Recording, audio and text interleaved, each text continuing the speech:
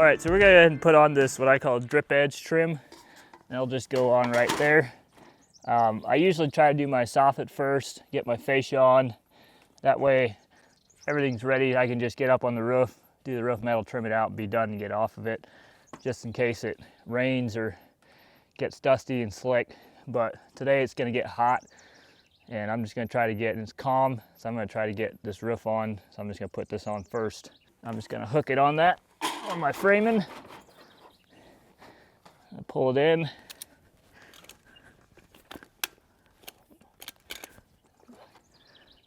Give myself a little bit of slack so I can slip my fascia in behind there yet.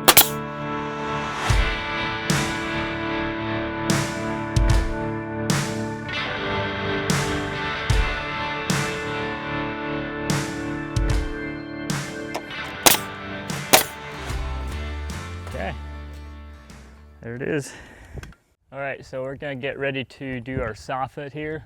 So I frame out put a little thing I call bird box up there, and this is basically goes on the gable, and then this comes in like that, and then our wall soffit will run all the way out and it'll be boxed out versus the gable coming all the way out.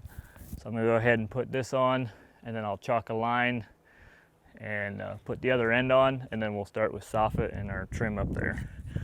So this goes, what I did is these are 10.5 inches long. This one is 2, and then I just 412 pitch that up, and that way it fits on that since it's a 412. So actually,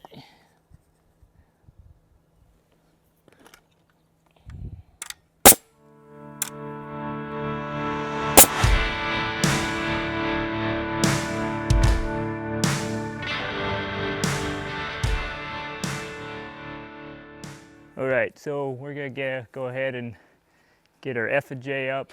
This is what this is called. This is the F and this is the J.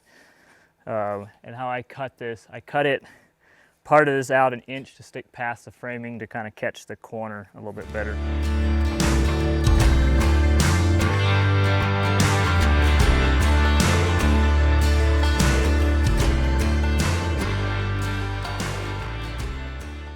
All right, so now we're gonna put our soffit in. We run it, start it out.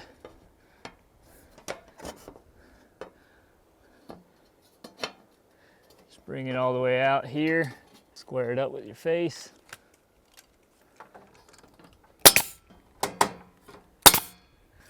And then you just take this one, slide it together like that.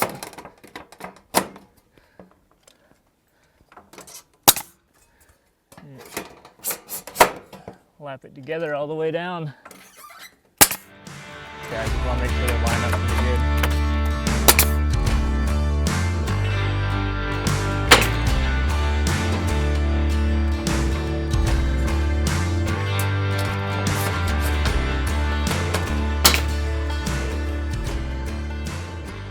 Alrighty, so now we got the soffit on. I'm gonna go ahead and put the fascia on, and I wrap it around that bird box, so all the way back and around. So I'll come in 11 7/8, and then I'll mark it at 2 foot, which should be 12 1/8. Make a little thing there so you can break it, and then here you cut it down. And I'll make a little slit here as well. And then here you'll cut that up. Okay, so then here you take this thing here and you bend it right at that 4-inch mark, kind of like that. And then you take this, bend that, take this, and you bend that. Okay.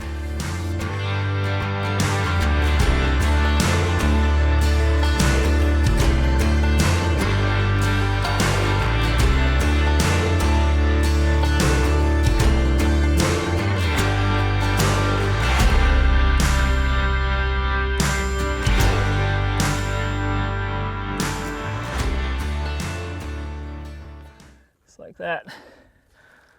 Just continue on down the line. All right, so we're gonna go ahead and put this Gable F&J and soffit on. It's 412 pitch, so that's what we'll have to cut this at.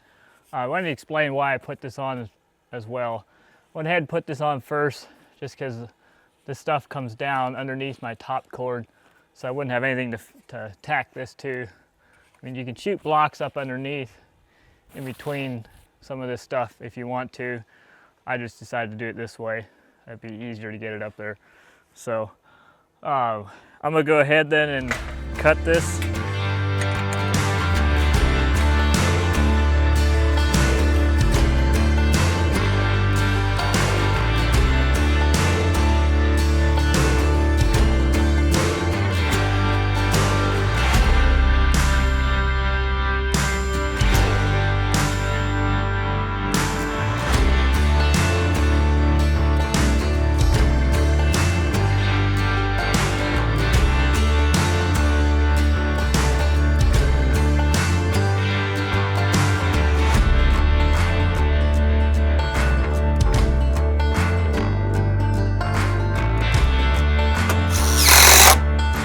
Main thing to keep in mind here is get that centered and make it look good. Get that started right, start from the bottom, go up, and then that's it. All right, so we're gonna go ahead and trim out the roof with this rake, is what it's really called. It's basically just corner trim. We'll put it over the gable caps and we'll put on the ridge cap with the vents. So I'm gonna go ahead and dive right into this. This stuff's pretty simple. Put on, you basically just make it look good, make it look square.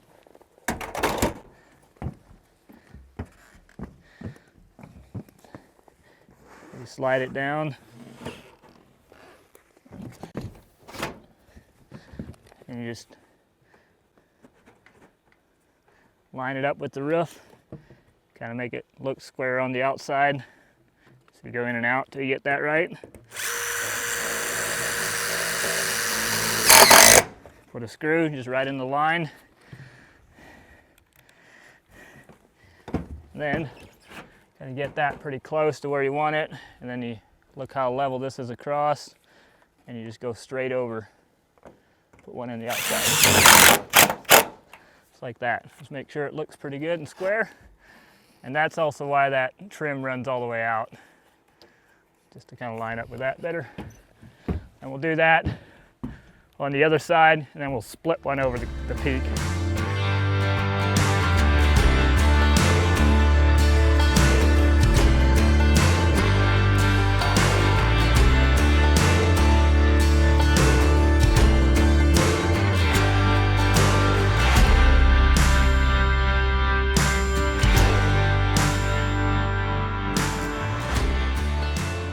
So now you just fill in the ones that you missed. You just go straight over and then go straight out.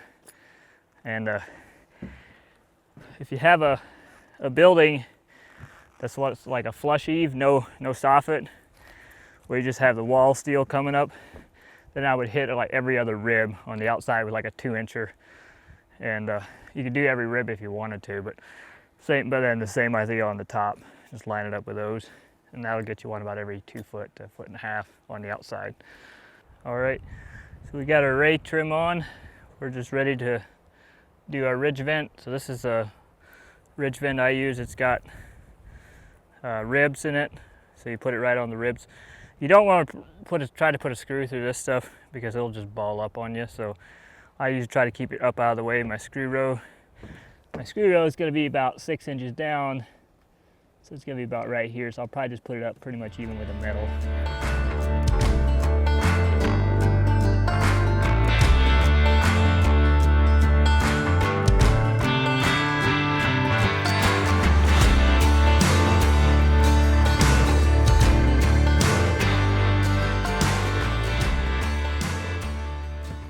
All right, so now we're gonna go ahead and install the ridge cap.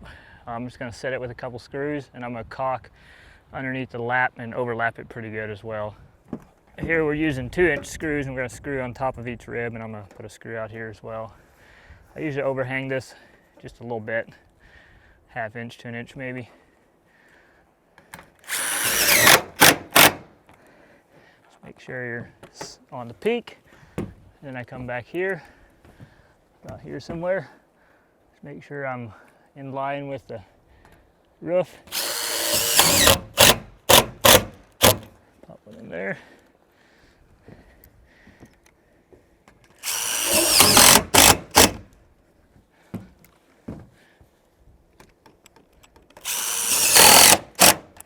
Definitely want to be careful with over tightening these because they'll squash the rib and then the flat will pop up and it'll just look bad.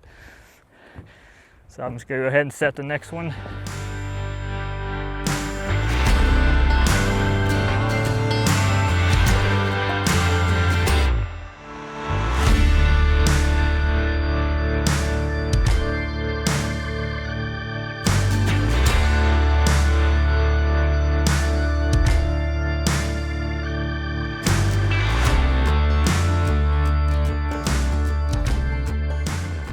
Looks good. But yeah, it's very easy to miss a screw, so it's honestly, if you have a couple guys up here, it's good to just all take a turn and do it, get a bunch of eyes on it. So that concludes the roof. On to the sidewall.